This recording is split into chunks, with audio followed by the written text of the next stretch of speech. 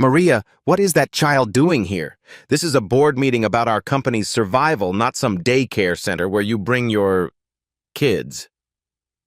Victoria Whitmore's words dripped with condescension as she gestured dismissively at 10-year-old Marcus Washington, who stood quietly beside his mother in the glass conference room. Whitmore Tech was dying. 3 days since their entire system crashed. $500 million lost daily. Every computer froze. Every transaction is dead.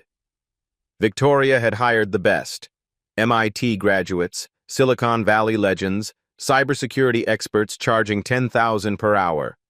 All failed. Her Harvard MBA meant nothing now. The board was gathering to fire her. Employees would lose everything. A tech empire built over 10 years, destroyed by code she couldn't understand.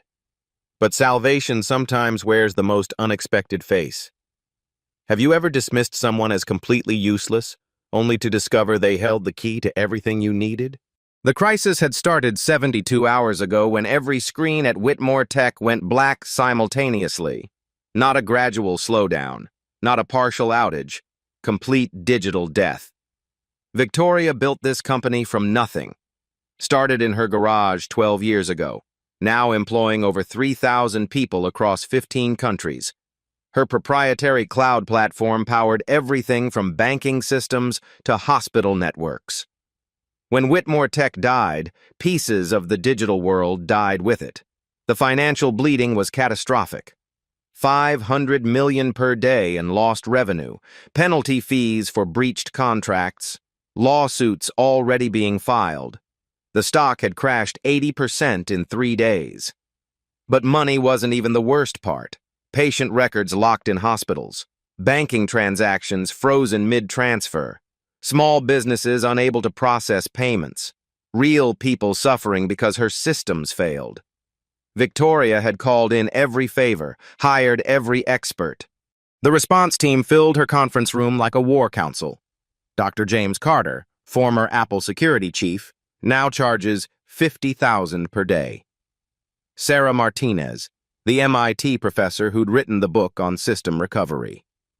David Park, the legendary hacker who'd saved 3 Fortune 500 companies. All of them staring at the same black screens, typing frantically, achieving nothing. The corruption goes deeper than we initially thought, Dr. Carter reported, his confidence from day one now completely gone. Whatever hit your system, it's unlike anything we've encountered. Victoria watched him struggle with code that should have been elementary for someone of his reputation. These were supposed to be the brightest minds in technology. Their credentials filled walls. Their hourly rates could buy cars. Yet here they sat, defeated by problems a computer science student might solve. The irony wasn't lost on her. She'd spent years building Whitmore Tech on the foundation of meritocracy, hired only from top universities, demanded perfect GPAs, trusted only proven track records. Now those same standards were failing her when she needed them most. Maria Washington moved quietly through the chaos, refilling coffee cups and emptying trash bins. She'd worked for Victoria for 5 years, cleaning the penthouse office twice weekly. Never complained, never asked for raises, never spoke unless spoken to. Victoria barely noticed her existence most days. Maria was part of the furniture, background noise in the important business of running a tech empire. The woman's son occasionally came along during school breaks, a skinny kid who sat in corners playing handheld games while his mother worked. Victoria had never bothered learning his name. Just another distraction in an already busy world. "Ma'am, the backup servers are showing the same corruption," Sarah Martinez announced, her voice tight with frustration. "Whatever did this, it spread through every connected system. It's like digital cancer." Victoria felt her chest tighten. The backup servers were supposed to be isolated, protected, untouchable. If they were compromised too, then nothing was safe. The media had caught wind of the story. News vans lined the street below. Tech reporters calling every hour.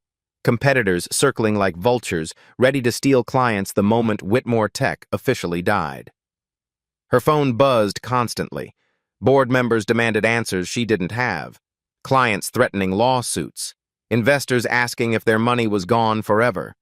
The worst calls came from employees. Ordinary people who'd trusted her with their careers. Families depending on paychecks that might stop coming. Health insurance that might disappear. Retirement plans that could evaporate if the company collapsed. 3,000 jobs hanging by threads made of code no one could fix. "Victoria, we need to discuss contingency plans," said board member Robert Hayes, his tone funeral serious. "If we can't restore systems by tomorrow, we need to consider bankruptcy proceedings." The word hit like a physical blow. Bankruptcy. The death certificate for everything she'd built. Dr. Carter looked up from his laptop, defeat written across his face. "I'm sorry, but I think we need to accept that this might be beyond current recovery methods.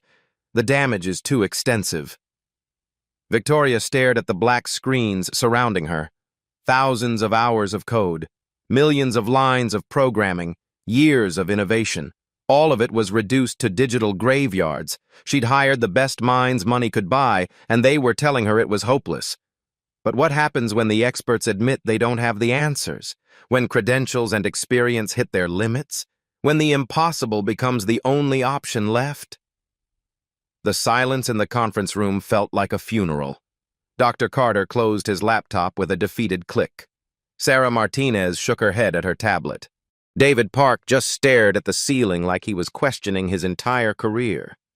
Victoria stood up slowly, her legs feeling weak. The weight of 3,000 jobs, billions in client assets, and her life's work pressed down on her shoulders. "Ladies and gentlemen," she said, her voice barely above a whisper, "I think we need to accept the truth. We're out of options." The words tasted like poison in her mouth. "Call the bankruptcy lawyers. Draft the employee termination letters. We'll make the announcement tomorrow morning." Victoria's hands trembled as she reached for her phone. 12 years of building this company, and it ends because of code we can't understand. Board member Robert Hayes nodded grimly. "I'll contact the insurance companies about the liability claims." Dr. Carter packed his equipment. "I'm sorry, Victoria. In 30 years of cybersecurity, I've never seen corruption this complete. It's like the system was designed to self-destruct."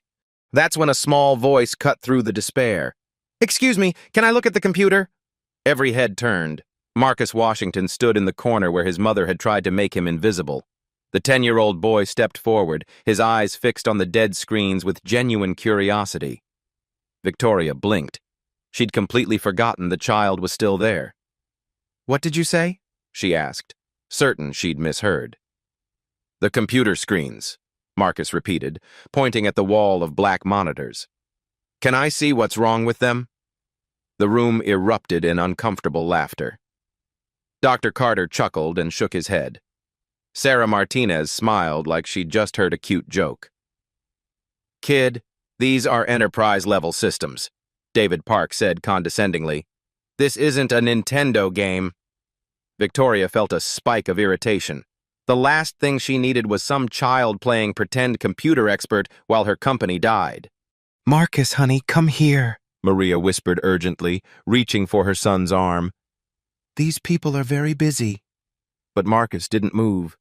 He stared at the screens with an intensity that seemed odd for a 10-year-old. "I know it's not a game," he said quietly, "but I see computers crash all the time when I'm coding. Sometimes the problem is really simple, and grown-ups just miss it because they're thinking too hard." The laughter stopped.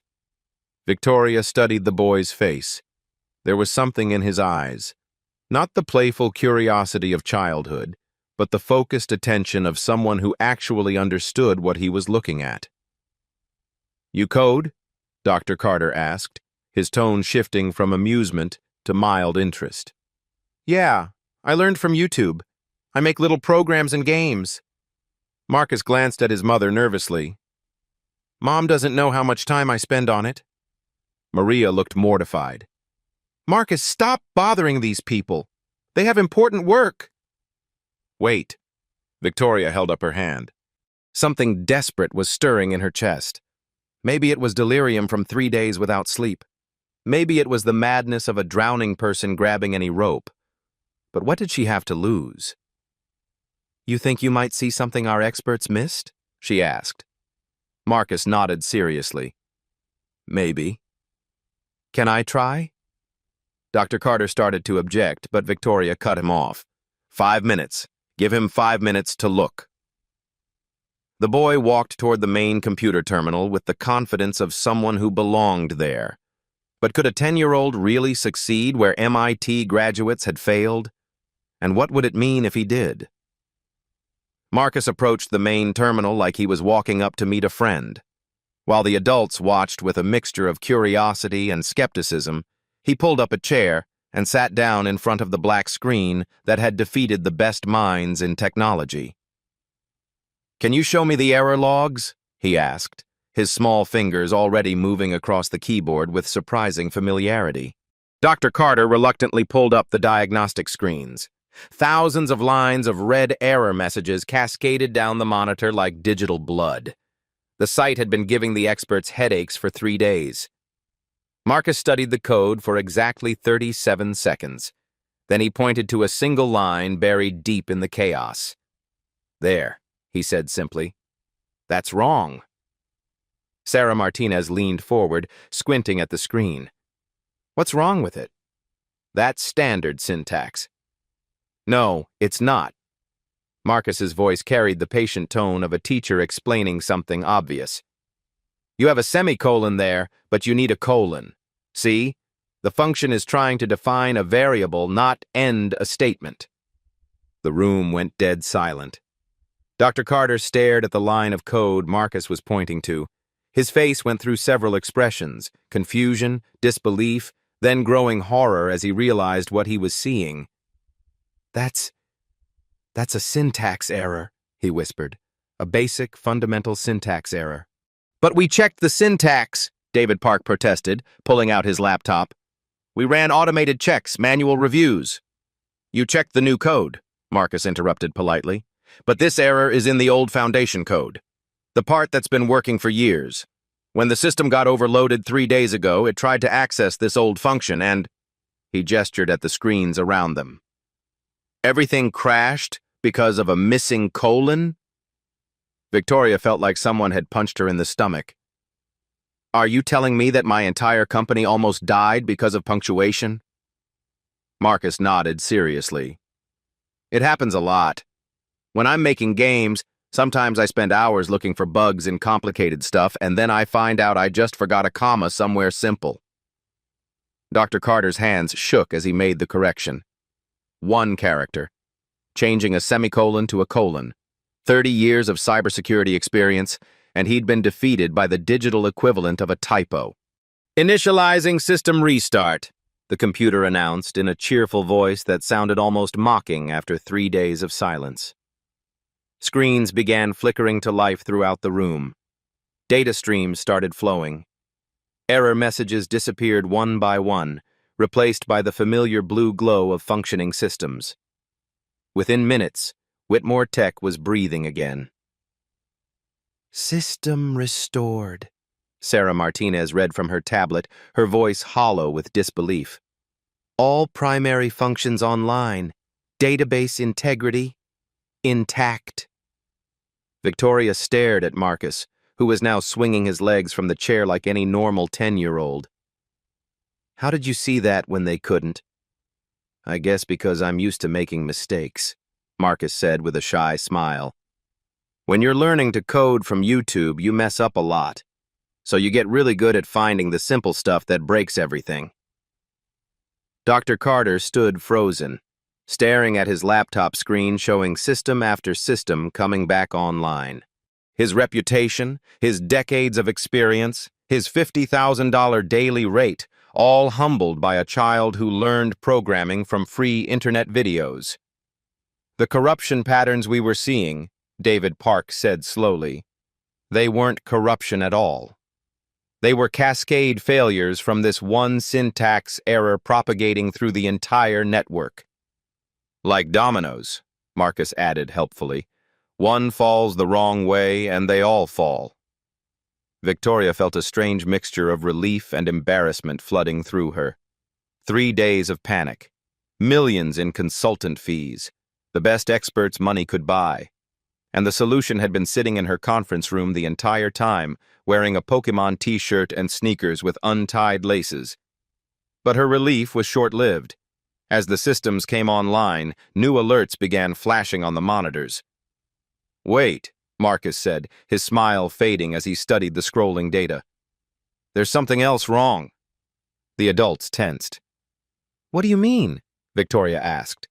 Marcus pointed to streams of code flowing across the screen. "The system is working now, but look at this." "Someone's been inside your computers, like recently inside. This isn't old code." Dr. Carter rushed to his terminal. "What are you seeing?" "These file access logs," Marcus said, his 10-year-old voice suddenly very serious. "Someone was downloading your data while your system was broken. A lot of data. The room temperature seemed to drop 10 degrees. You're saying someone was stealing our information while we were trying to fix the crash?"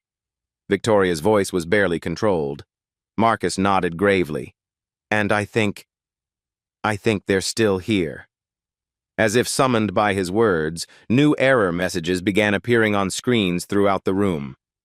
But these weren't random system failures. These were targeted, deliberate attacks happening in real time. "The syntax error wasn't an accident," Marcus said quietly. "Someone put it there on purpose. To crash your system. And while you were trying to fix it," he didn't need to finish the sentence. Everyone understood. Whitmore Tech hadn't just suffered a technical failure. They'd been the victims of a sophisticated cyber attack. And whoever was responsible was still inside their systems, still stealing, still destroying.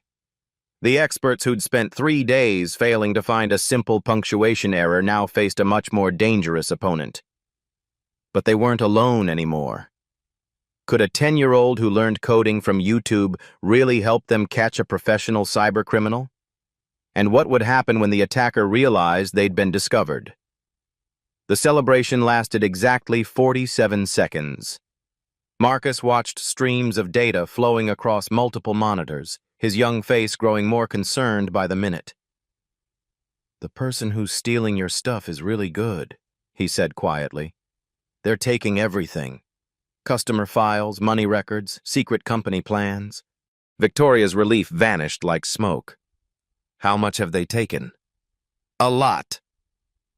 Marcus scrolled through access logs with the fluency of someone far older than 10. "And they're still downloading right now. Look." He pointed to a real-time data transfer showing gigabytes of information flowing out of Whitmore Tech's servers to an unknown location. Customer databases, financial records, proprietary software code, years of business secrets hemorrhaging into the digital darkness. Dr. Carter pulled up his own monitoring tools, his face pale. "The transfer rate is massive, professional grade. This isn't some amateur hacker." "How long has this been going on?" Victoria demanded. Marcus studied the logs with the methodical attention of a detective. "The big downloads started 3 days ago when the system crashed, but there are smaller ones going back." He paused, counting. 6 months, maybe longer. The room felt like it was shrinking. 6 months of systematic data theft. How much damage had already been done? How many clients would sue when they discovered their confidential information had been stolen? "Can we stop the transfer?" Sarah Martinez asked urgently. "I can try," Marcus said, his small hands moving across the keyboard. "But if I cut them off too fast, they might delete everything in your system out of spite. Bad hackers do that when they get caught." Victoria watched a 10-year-old navigate cybersecurity decisions that could determine whether her company survived or died. The irony was almost too absurd to process. "What do you recommend?" she asked, the words feeling surreal as they left her mouth. Marcus bit his lip, thinking hard. "I need to trace where they're sending the data first," Then maybe I can block them without them knowing, like sneaking up on them. That's advanced network forensics, David Park said, his skepticism warring with growing respect. It requires tools and techniques that take years to master. I learned some of it from hacking games, Marcus replied matter-of-factly. And YouTube has videos about everything. While the adults exchanged glances of disbelief, Marcus began typing with increasing speed. Windows opened and closed on the screen as he navigated through network protocols and security systems with an intuitive understanding that defied his age. Found something, he announced. The hacker isn't just stealing your data. They're also messing with your customer accounts, moving money around, making it look like you're stealing from people. Victoria's blood went cold. What kind of money movement? Small amounts from lots of accounts. A few dollars here, a few there, but it adds up to... Marcus paused, calculating. About $2 million over the past 6 months. They're framing us for embezzlement, Robert Hayes said grimly. When customers discover money missing from their accounts, they'll sue us for everything. The scope of the attack was becoming clear. This wasn't just data theft. It was a corporate assassination. Someone wanted to destroy Whitmore Tech completely. Reputation, finances, and future. Can you trace where the stolen money went? Victoria asked. Marcus was already working on it, his concentration absolute. It's tricky. They bounced it through lots of different banks and countries, but I think... He stopped typing abruptly. Uh-oh. What's wrong? Dr. Carter leaned over his shoulder. They know we're watching them. Marcus pointed to the screen where the data transfer had suddenly accelerated. They're downloading everything super fast now, and they're starting to delete files. Critical system files began disappearing in real time. Customer databases, backup servers, financial records. The hacker was scorching the earth, determined to leave nothing behind. How much time do we have? Victoria asked. Maybe 10 minutes before they wipe everything, Marcus said, his young voice tight with concentration. I can try to block them, but they'll probably fight back. Like a computer war. The adults stood frozen, watching an elementary school student prepare for digital combat against a professional cybercriminal. 3 days ago, Victoria would have called this scenario impossible. Now it was her only hope. Marcus, Maria said quietly from the corner where she'd been silently watching her son. Maybe this is too dangerous. What if they heard our computer at home? Mom, I have to try, Marcus replied without taking his eyes off the screen. These people are really bad. They're hurting lots of families. Victoria looked at the boy's determined face and felt something she'd rarely experienced in her corporate career. Humility. This child understood the stakes better than most adults she knew. What do you need from us? She asked. Just let me work, Marcus said simply. And maybe someone should call the police. When I catch this hacker, you're going to want them arrested. But could a 10-year-old really win a direct confrontation with a professional cybercriminal? And what would happen if he failed? Marcus cracked his knuckles like a pianist preparing for a concert. The motion looked almost comical on his small hands, but his expression was deadly serious as he stared at the screens showing real-time digital warfare. Okay, first I need to slow them down without them knowing, he said, opening multiple command windows with practiced efficiency. Like putting invisible roadblocks in their path. His fingers flew across the keyboard with a rhythm that mesmerized the watching adults. Lines of code appeared and disappeared faster than most people could read. Dr. Carter tried to follow along but quickly gave up. The boy was operating at a level that transcended formal training. What exactly are you doing? Sarah Martinez asked. I'm making their downloads go through extra steps, Marcus explained while continuing to type.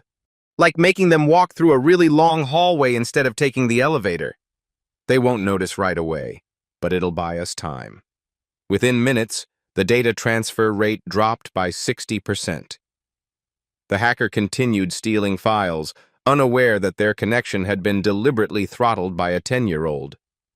Brilliant, David Park whispered. That's advanced traffic shaping. Where did you learn that? Minecraft servers, Marcus said without looking up. When too many people try to connect at once, you have to slow them down or the whole game crashes. Victoria watched in fascination as her son applied gaming logic to corporate cybersecurity. Every technique he used came from playground experience rather than textbook theory, yet it worked with surgical precision. But the hacker wasn't passive. They're adapting, Marcus said, frowning at the new activity on his screen. They figured out something was wrong and started using different routes. Smart. The data transfer rate jumped back up as the attacker found workarounds to Marcus's roadblocks.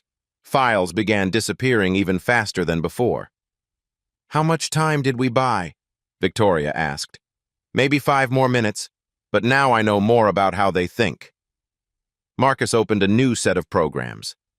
Time for Phase 2, which is, I'm going to trace them while they're busy stealing. They won't expect someone to follow them backward through their own attack.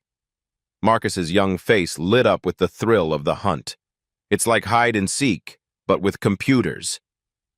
He began what could only be described as digital stalking, following the hacker's connection through multiple servers and proxy networks.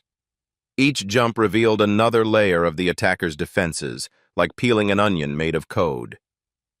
Incredible, Dr. Carter murmured, watching the trace progress. He's using forensic techniques that usually require specialized law enforcement software. YouTube and video games teach you weird stuff, Marcus said with a shy smile, then immediately refocused. Got something. The hacker is routing through servers in 3 different countries, but one of them has really bad security. His fingers danced across the keyboard, exploiting vulnerabilities with the casual confidence of someone who'd been breaking into digital systems since he could read. I'm inside their relay server, he announced. Now I can see everything they're doing. And his smile faded. Oh no. What's wrong? Victoria leaned forward. This isn't just one person. It's a whole team. And they have files from lots of other companies too. Marcus scrolled through directories filled with stolen data. They've been doing this for years. The implications hit everyone simultaneously. Whitmore Tech wasn't the first victim. This was an organized criminal enterprise that had been systematically destroying companies across the technology sector. Can you identify any of the other victims? Robert Hayes asked. Marcus clicked through folders with names like corporate raids and client destruction. TechFlow Industries, DataBridge Solutions, Cloud Sync Corporation. There's dozens of them. Victoria recognized several names. Companies that had mysteriously failed over the past 2 years. Cybersecurity incidents that had destroyed reputations overnight. Stock prices that had crashed due to technical glitches. They're not just thieves, she realized. They're corporate assassins. But Marcus had found something even more disturbing. The person running this whole thing, he said quietly. I think they used to work for you. The room went silent except for the humming of computer fans. What do you mean? Victoria asked. Marcus pulled up personnel files stolen from Whitmore Tech's own human resources database. They have inside information about your company that only employees would know. Password patterns, security procedures, who has access to what? He pointed to metadata on the stolen files. And look at this. Some of these documents were accessed using administrative credentials that belonged to... He paused, checking the user logs. Someone named Derek Morrison. Victoria's face went white. Derek was our head of cybersecurity. I fired him 8 months ago for incompetence. Well, he's been getting revenge ever since, Marcus said grimly, and he's really good at it now. The scope of Derek's operation was staggering. Not content with simple data theft, he'd been orchestrating the complete destruction of his former employer while building a criminal empire based on corporate espionage. This is way bigger than just fixing your computers, Marcus realized. This guy has been planning your company's destruction for months. The syntax error that crashed everything? He probably planted that months ago, just waiting for the right moment to activate it. As if summoned by the mention of his name, new activity exploded across every screen in the room. Derek had discovered their investigation and was launching a counterattack with the fury of someone whose master plan had been exposed. "He's wiping everything," Marcus said urgently. "Not just stealing now, destroying. All your customer data, all your backups, everything." Critical system alerts began flashing red throughout the room. Years of business data started vanishing in real time as Derek's malware ate through Whitmore Tech's digital infrastructure like acid. "Can you stop him?" Victoria asked desperately. Marcus stared at the chaos erupting across multiple monitors. For the first time since sitting down at the computer, he looked like what he was, a scared 10-year-old facing something much bigger than himself. "I don't know," he admitted quietly. "He's really angry now, and he has tools I've never seen before. This isn't like the games anymore." Maria stepped forward from the corner where she'd been silently watching. "Marcus, baby, maybe we should let the police handle this." "Mom, if I stop now, he'll destroy everything," Marcus replied, his young voice heavy with responsibility. "All these people will lose their jobs. All those other companies he attacked, they'll never get justice." He looked up at Victoria with eyes that seemed far older than 10. "I have to try." But could a child really defeat a professional cybercriminal in direct digital combat? And what would Derek do when he realized his nemesis was someone he'd never even considered a threat? Marcus stared at the screen with the intensity of a detective solving a murder case. Derek's counterattack was fierce, but something about the patterns didn't make sense. "Wait a minute," Marcus said slowly, his small finger tracing lines of code. "This is weird." "What's weird?" Dr. Carter asked, leaning over to see what had caught the boy's attention. "The way he's deleting files. It's too neat." Marcus pulled up system logs showing the destruction in progress. "When people are angry and trying to hurt you, they usually just smash everything randomly. But look at this." He highlighted specific deletion patterns on the screen. "He's only destroying certain types of files. Customer data, yes. Financial records, yes. But he's leaving some things alone." Victoria studied the data flows, not understanding what Marcus was seeing. What's he not deleting? Employee personal information, internal communications, meeting records. Marcus's young face grew more puzzled. "It's like he wants some things to survive." David Park frowned. "Why would a hacker care about preserving employee data during a revenge attack?" Marcus continued analyzing Derek's digital assault, his gaming-trained pattern recognition skills working overtime. "And another thing, he's not trying to hide what he's doing anymore. Before, he was super sneaky. Now he's being obvious about it." "Maybe he just got careless because he's angry," Sarah Martinez suggested. "No," Marcus shook his head decisively. "He's too smart for that. Derek planned this whole thing for months. He wouldn't get sloppy now unless—" The boy's eyes widened with realization. "Unless he wants to get caught." The room fell silent as the implications sank in. "You're saying this is all an act?" Victoria asked. Marcus nodded grimly. "I think Derek wants everyone to know he destroyed your company. He's not just stealing data. He's sending a message. To you, to other companies, maybe to other employees who might cross him." He pulled up communication logs that Derek had deliberately left intact. "Look at these emails. He's been documenting everything he did to hurt Whitmore Tech. Like he's building a trophy case."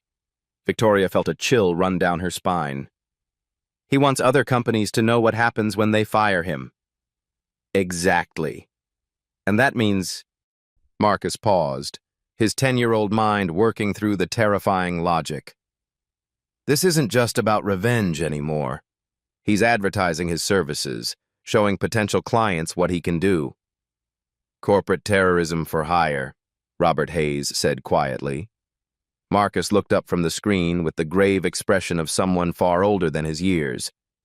and we just became his most important demonstration.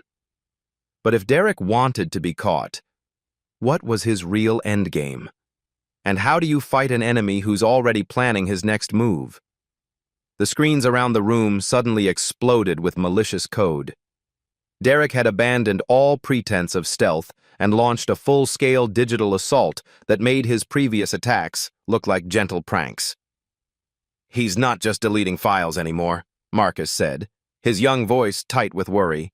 "He's turning your computers into weapons."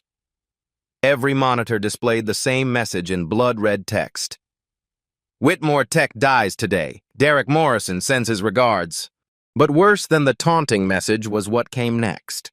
The company's entire customer database began broadcasting across the internet.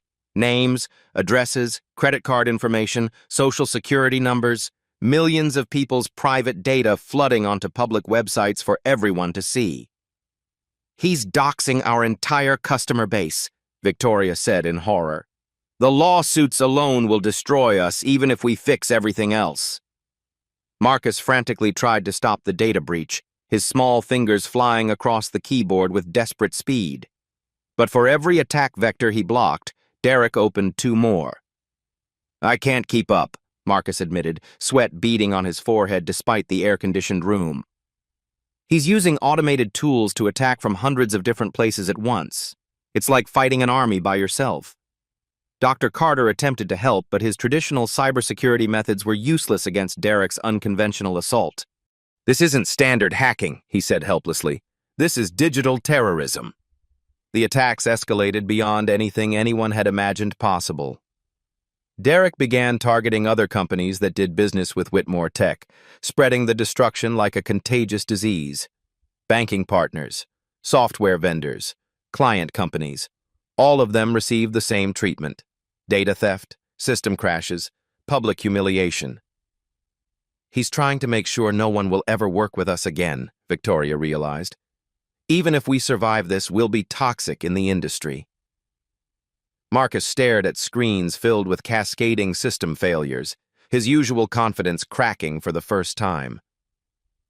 "I'm just a kid," he said quietly. "I learned this stuff from games and YouTube videos. Derek went to college for this. He has professional tools and years of experience." The weight of responsibility seemed to crash down on his small shoulders. 3,000 jobs, millions of customers. An entire company's survival rests on a 10-year-old's ability to outfight a seasoned cyber criminal. "Maybe I should stop," Marcus whispered, "before I make things worse." Maria stepped forward from her corner, kneeling beside her son's chair. "Marcus, baby, you don't have to do this. These grown-ups can find another way." But even as she spoke, they all knew there was no other way.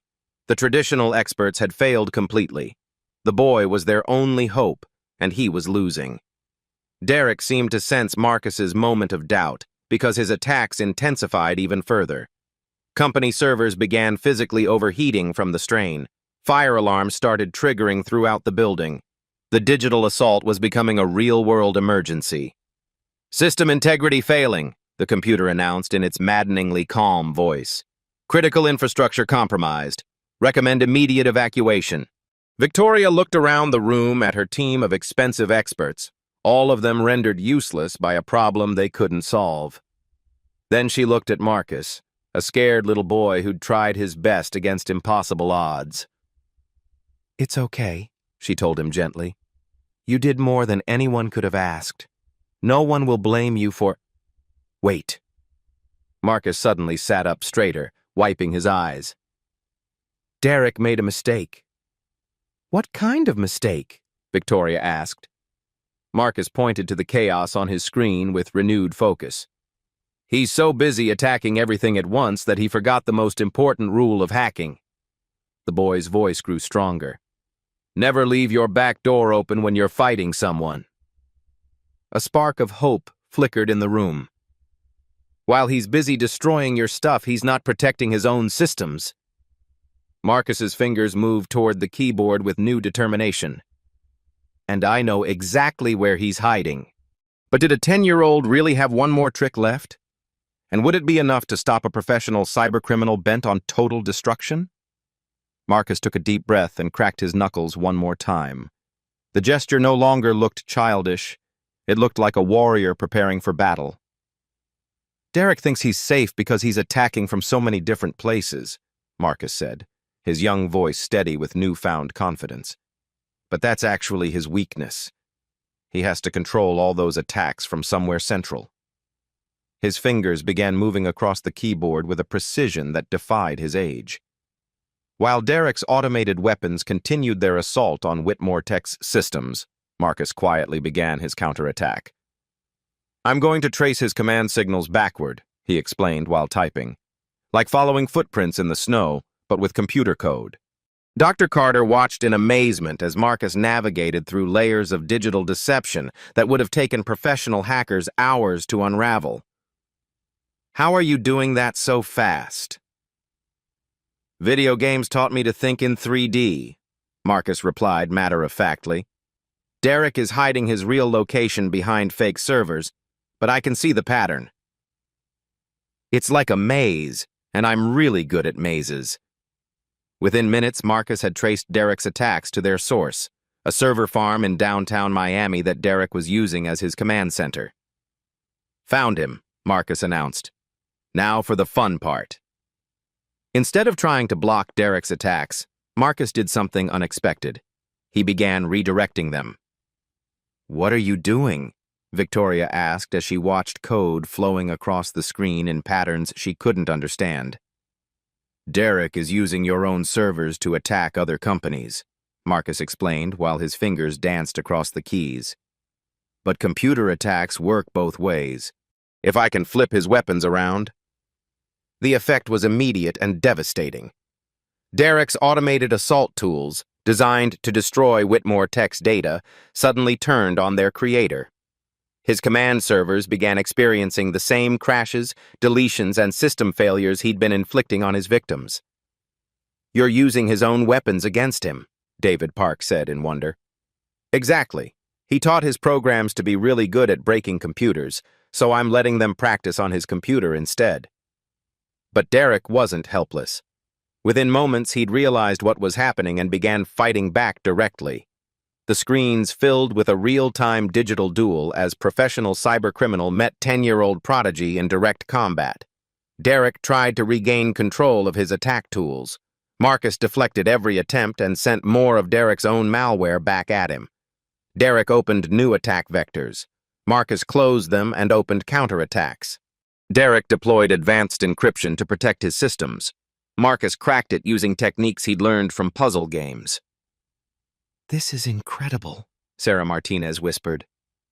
It's like watching chess played at the speed of light. The battle raged across cyberspace for 23 minutes. Derek threw everything he had at the mysterious defender who was dismantling his empire piece by piece. Professional hacking tools, military-grade malware, corporate espionage techniques refined over years of criminal activity. Marcus countered each attack with gaming logic, YouTube tutorials, and the fearless creativity of childhood. Where Derek relied on established methods, Marcus improvised. Where Derek followed rules, Marcus broke them. He's getting desperate, Marcus observed as Derek's attacks became more erratic. When you're losing at a video game, you start button mashing instead of thinking. Derek made his fatal mistake at 3:47 a.m. In his fury at being defeated by an unknown opponent, he opened a direct communication channel to taunt his adversary. "Who are you?" appeared on Marcus's screen in angry capital letters. "Show yourself, coward!" Marcus looked up at Victoria with a mischievous grin that reminded everyone he was still just a kid. "Should I tell him?" "Tell him," Victoria said with grim satisfaction. Marcus typed a simple response. "Hi, Derek. I'm Marcus Washington. I'm 10 years old and I learned to code from YouTube. My mom cleans Ms. Victoria's house." The silence from Derek's end was deafening. Then came an explosion of profanity and threats that the adults quickly shielded Marcus from seeing. Derek's professional composure completely shattered at the realization that his elaborate revenge scheme had been unraveled by a child. But his rage made him careless. The communication channel he'd opened to threaten Marcus also revealed his exact physical location. Not just the server farm he was using, but the specific building, floor, and room where he was sitting. "Got him," Marcus said simply. "Should I call the police, or do you want to?" Victoria was already dialing. "FBI Cybercrime Unit," she said when the call connected. "We have the location of a major cyber criminal who's been attacking companies across the country." While Victoria coordinated with law enforcement, Marcus put the finishing touches on his victory. Derek's stolen data was recovered and returned to its rightful owners. His attack tools were disabled. His criminal network was exposed and mapped for prosecution. Most importantly, all of Derek's victims, not just Whitmore Tech but dozens of other companies he'd destroyed, finally had evidence of what had really happened to them. "The FBI says they're raiding his location now," Victoria announced, hanging up her phone. "They also want to interview our consultant." She looked down at Marcus, who was now slumped in his chair with the exhaustion of someone who'd just fought the battle of his life. "Marcus," Victoria said softly, "do you understand what you just did?" The boy nodded tiredly. "I helped catch a really bad person who was hurting lots of families. You saved my company. You saved 3,000 jobs. You brought justice to dozens of other victims." Victoria's voice was thick with emotion. "And you did it all while everyone underestimated you." Marcus looked up at her with eyes that seemed much older than 10. "Adults always think kids can't do important things. But computers don't care how old you are. They just care if you understand them." Dr. Carter, who had been humbled into silence, finally spoke. "Marcus, in 30 years of cybersecurity, I've never seen anything like what you just did. Would you be willing to teach me some of those techniques?" Marcus brightened immediately. "Really? You want to learn from me?" "I think we all do," Victoria said, looking around the room at her team of expensive experts who'd been outperformed by a child with a library card and internet access. But their celebration was interrupted by Marcus's mother, who'd been watching the entire digital battle with growing amazement and terror. "Marcus Washington," Maria said in the tone that all children recognize as serious trouble, "we are going to have a very long talk about what you've been doing on the computer. What would happen next would surprise everyone even more than what they'd already witnessed." The FBI raid was swift and decisive. Within an hour, Derek Morrison was in federal custody, his computers seized, his criminal network exposed. But as Marcus helped the agents understand the technical evidence, they discovered something that stunned everyone. "This goes way deeper than one angry ex-employee," Special Agent Jennifer Walsh said, reviewing the files Marcus had recovered from Derek's servers. "Morrison was working for someone else." She pulled up financial records showing payments to Derek from a shell company registered in the Cayman Islands. "He's been receiving $200,000 per month to target specific tech companies. This wasn't random revenge, this was corporate warfare for hire." Victoria felt her blood run cold. "Someone paid him to destroy us?" "Paid him to destroy dozens of companies," Agent Walsh confirmed. "And according to these communications, the client was very specific about timing. They wanted Whitmore Tech taken down right before your IPO announcement next month." Marcus, still sitting at his computer despite his mother's protests about staying up all night, pulled up more of Derek's recovered files. "There's a list here," he said quietly. "All the companies Derek attacked. And next to each one it says how much their stock price dropped after the attack." The pattern was unmistakable. Every targeted company had been on the verge of major growth. New product launches, merger announcements, public offerings. All of them had been destroyed at precisely the moment when their failure would cause maximum financial damage. "Someone's been manipulating the entire tech market," Agent Walsh realized. "Destroying companies to depress stock prices, then probably buying them up for pennies on the dollar." But the most shocking discovery came when Marcus found Derek's communication logs with his mysterious employer. "The person paying Derek," Marcus said, his young voice barely above a whisper, "they knew about me." He showed them a message dated just 2 hours earlier. The child is more dangerous than anticipated. Increased timeline. Full destruction protocol immediately. The room went silent as the implications sank in. Derek's desperate final assault hadn't been random fury at being outmatched by a 10-year-old. It had been ordered by someone who understood exactly what Marcus was capable of and saw him as a threat to a much larger operation. "Marcus," Agent Walsh said seriously, "you didn't just catch one cybercriminal. You exposed an entire conspiracy, and they know who you are now." 6 months later, Marcus Washington sat in the witness chair of a congressional hearing room, wearing his best shirt and still swinging his legs because his feet didn't quite reach the floor. "Mr. Washington," the committee chairwoman said with a gentle smile, "can you tell the American people how a 10-year-old learned to fight cybercriminals?" "YouTube, mostly," Marcus replied into the microphone, causing a ripple of laughter through the packed hearing room. "And video games taught me to think about problems differently than grown-ups do." The investigation Marcus had sparked led to the arrest of 12 conspirators in what the FBI called the largest corporate cyber warfare ring in American history. 43 companies had been targeted. Over $2.8 billion in artificial stock manipulation had been exposed. Hundreds of thousands of jobs had been saved. Victoria Whitmore, now sitting at the witness table beside Marcus, addressed the committee with barely contained emotion. "6 months ago, I almost destroyed my own company because I couldn't see past my prejudices about age and background. Marcus Washington didn't just save Whitmore Tech. He taught me that brilliance comes from places we never think to look." The Whitmore Foundation had already provided full college scholarships to 300 underprivileged children interested in technology. Marcus's story had inspired thousands of kids to start coding, proving that learning doesn't require expensive schools or perfect credentials. Agent Walsh testified about Marcus's continued consulting work with the FBI. "This young man has helped us solve 17 major cybercrime cases. His unconventional approach sees patterns that traditional investigators miss." Marcus leaned toward his microphone one final time. "I just want other kids to know that being different isn't bad. Maybe you learn things in ways that adults don't understand. Maybe you see solutions they can't see. That doesn't make you wrong.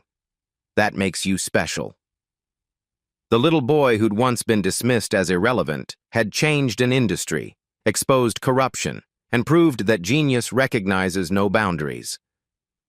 Have you ever underestimated someone because of their age, background, or appearance?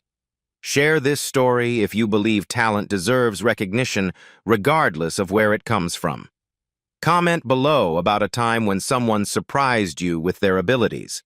And remember, the next breakthrough might come from the person you least expect. Subscribe if you want more stories about underdogs who changed the world.